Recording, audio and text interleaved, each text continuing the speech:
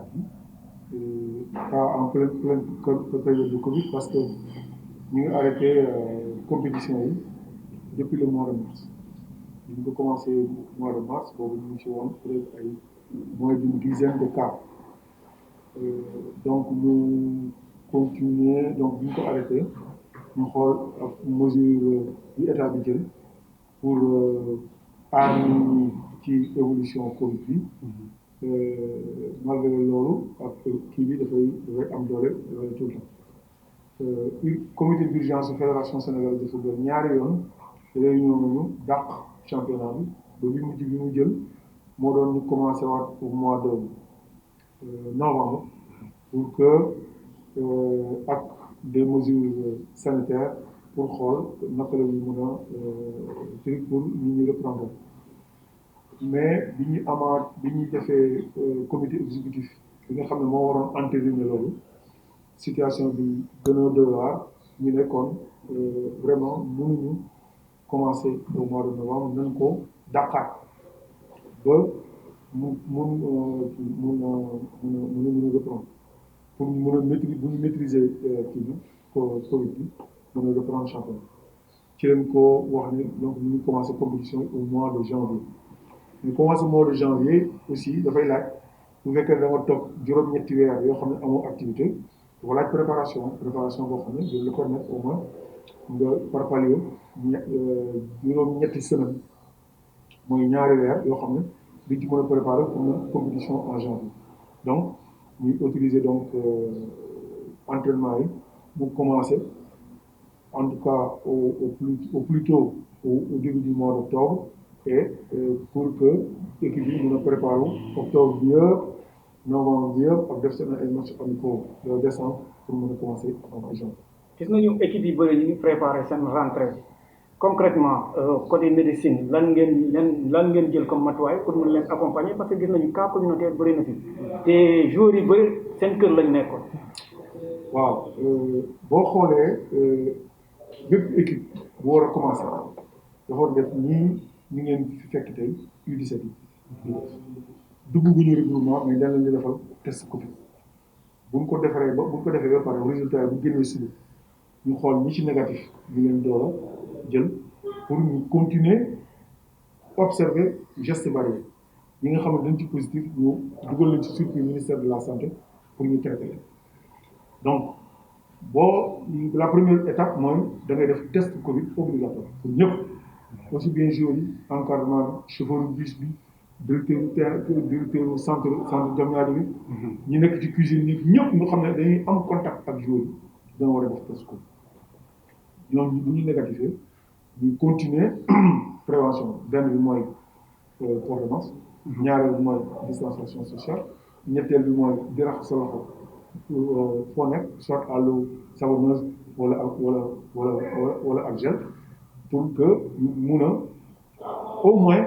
loolu mooy kii minimal précaution minimale mais aussi am na précaution yoo xam ne c'est spécifique au football mooy désinfecter ballon yi désinfecter godaas yi régulièrement di dem également par comme dañu toog juróom-ñetti weer entraîné wuñu entraînement par palier dans la première semaine entraînement wu kii kese individuel rek lay nekk yoo xam ne dalay permettre nga dellu si waat ndànk-ndànk te boobu aussi dafay laaj ñu wàññi intensité entraînement bi de 75% de plus de 25% également durée bi bu dee chaque heure de temps war nga ci wàññi 15 minutes yoo xam ne war na la permettre donc nga mun a ay tur donc bu ñu ko defee pendant une semaine ñu jël après par petit groupe de 5 ou de 6 aussi pour di entraînement loolu yëpp pour sur le plan physique bu 2 semaines yi jeexee na ci la ñuy jël donc boole leen ñoom ñëpp pour ñu def un entraînement d'équipe normal donc xam nga processus bu gudd la day laaj précaution yu bëri te fàtte naa aussi chaque suba war nañ subir thermoflash xool seen température ndax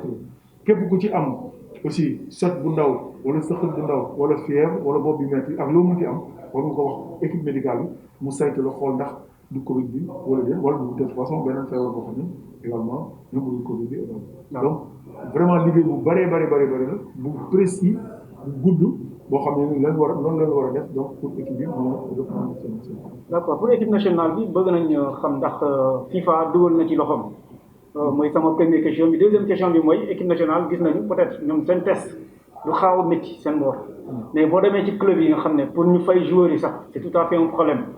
ñoom est-ce que dinañ mën a balaa ñu def rentrée bi yóbbu seen joueurs yi yëpp ñu testé leen ah bu ñu leen testé tam est-ce que suivi bi dina mën a nekk. mais boo ko seetloo bu baax équipe yi seulement pour l'équipe senior les clubs pour l'équipe senior dina am 30 jours encadrement bi dina nekk au moins 10 ñu 40 jours boo ko bëggee def ku nekk 40 000 c'est 1 million 600 loolu mooy la loolu mooy bu ñu am match équipe bii ñëw 1 million 600 000 équipe bii 1 million 600 plus gendarme yeeg policiers yeeg sapeurs yeeg guichetiers yeeg ñooñu ñëpp da nga leen war a kii ça veut dire quoi ça veut dire au moins pour chaque match il faut 3 millions 500 000 francs de francs état bi koy jël en charge fédération koy jël en charge wala ligue wala club yi yàlla rek moo xam parce que moi je ne suis pas également dans le structure financière mais comme ni nga ko waxee ni nga ko xalaatee loolu moo am mooy équipe yoo nga xam ne dañuy am problème pour faire seen jour c'est difficile effectivement pour ñu supporter kii bi day yoo nga xam ne chaque fois bu amee match war nga génne minimum de 1 million 600 000 francs pour seulement les tests Covid regroupement ñëwagul et cetera. C'est vrai que donc c'est extrêmement difficile léegi nag FIFA diggoon na association yëpp ne dina leen indil subvention dimbali leen. Est-ce que def na ko est-ce que defu ko je pense qu'il faut poser la question au président de la fédération ndax kii na ko mais en tout cas ñu ngi woon ci circuit daal pour def loolu. CAF tamit ñu ngi woon ci circuit pour def loolu état du Sénégal aussi par le ministre de des sports aussi waxoon na ne am na lu takk lu mu war a mettre à la mais pour tous les sports malheureusement c'est pas pour le football aussi est-ce que doy na est-ce que doyul xaw ma mais toujours est-il que sur le plan financier seulement strictement financier pour que ñu reprendre entraînement ak compétition ici au Sénégal ça va être compliqué. waaw est-ce que Sénégal toll nañu fi nga xam ne dinañu permettre public bi mën a assister match yi parce que politique yi ñoo ko war a décider mais yéen ñi nga xam ne yéen ay médecins yéen a nekk ci circuit boobu noonu est-ce que toll nañ fi nga xam ne dinañ bàyyi supporters yi comme France ni ñu ko defee di ñëw di seetaan même bu dee un nombre bien réduit lay doon. Absolument loolu tamit c'est un gros problème moo tax lépp lu préconiser nii pour le moment huis clos bu ñu commencé janvier ce sera à huis clos on ne permettrait pas effectivement au public de venir voir les matchs parce que ça pose problème d'ailleurs ñoom fa ñuy toog sax xam nga sax dans le protocole dañ la équipe bu ñëw 11 jours yi ak benn entraîneur benn administratif ak benn même médical kese moo dugg ci vestiaire yi c'est-à-dire que 14 personnes rek ñoo dugg ci vestiaire yi parce que il faut qu'ils observent la distanciation sociale ñeneen ñëpp remplaçant yeeg yeneen entraîneurs yeeg administratif yëpp ci kaw tribune yi lañ dugg avec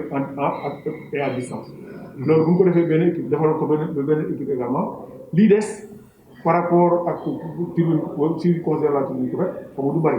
administratif yi également ak président du club yi yëpp ku ci ne ce qu'on appelle dañ leen defal zoning ku ci ne da nga am sa zone boo xam ne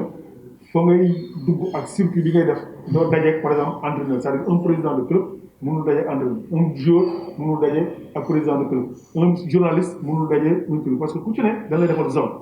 ku ci ne dañ lay defal zone boo xam ne doo daje ak sa koo xam ne ni bokk leen spécialité loolu yëpp c'est tellement compliqué que huis clos rek moom la parce que loolu mën ñu ko boole également jaxasoo léegi nag bu dee am na ay cas positif ci biir club parce que gis nañ même ci professionnels yi sax maanaam su ma jëlee cas PSG amoon nañu ay 6 cas contact ñi nga xam ne ay cas communautaire lañu léegi bu demee ba am ñaanuñu ko ci équipe nationale bi wala ci club yi lan la club yi fatiné def parce que xam nañu cas communautaire ñu ngi laal day bëri. bien sûr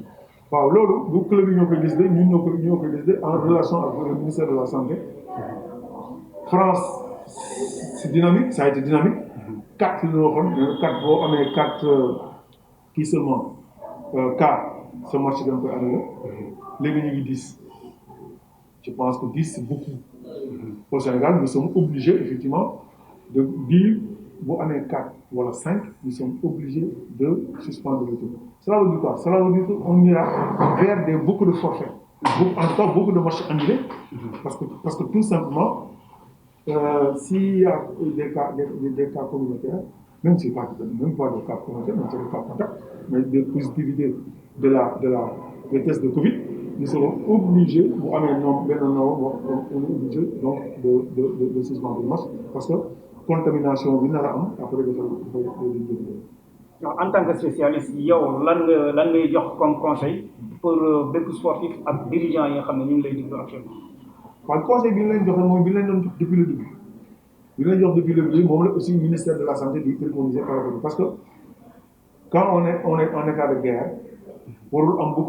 beaucoup de centres de décision ou de centres de commandement l'État avait défini la stratégie bu nga xam ne ñëpp dañ ci war a topp ñun ñi nga xam ne dañuy nekk ci sport bi aussi les sportifs ne sont pas particuliers ils font partie de la population sénégalaise donc ils sont soumis au même titre que le conducteur le journaliste n'importe qui ci règles yi ñu éduqué mooy les règles barrières gestes barrières ak les autres mais le sportif dans son ci liggéeyam dafa particulier parce que mënul toog rek teg les temps day obligé di yëngatu parce que bu yëngatuwul 2 3 voire une semaine dafay perdre lu bari donc moo taxoon ñu préconiser leen di leen wax ne mu ngeen def entraînement individuel bien que doyul mais amuñu choix entraînement individuel évoqué naa ko tout à l'heure mooy di def sa entraînement dans un milieu où tu es seul donc sans masque sans truc et cetera mais intensité kii bi dafay wàññeeku intensité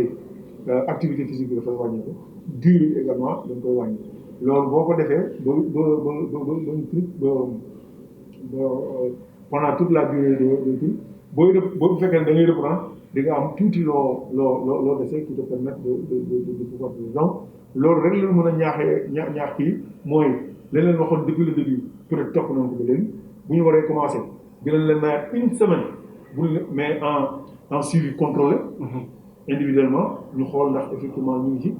xool nattaale préparateur physique nattaale ñoom seen activité physique seen condition physique fu mu toll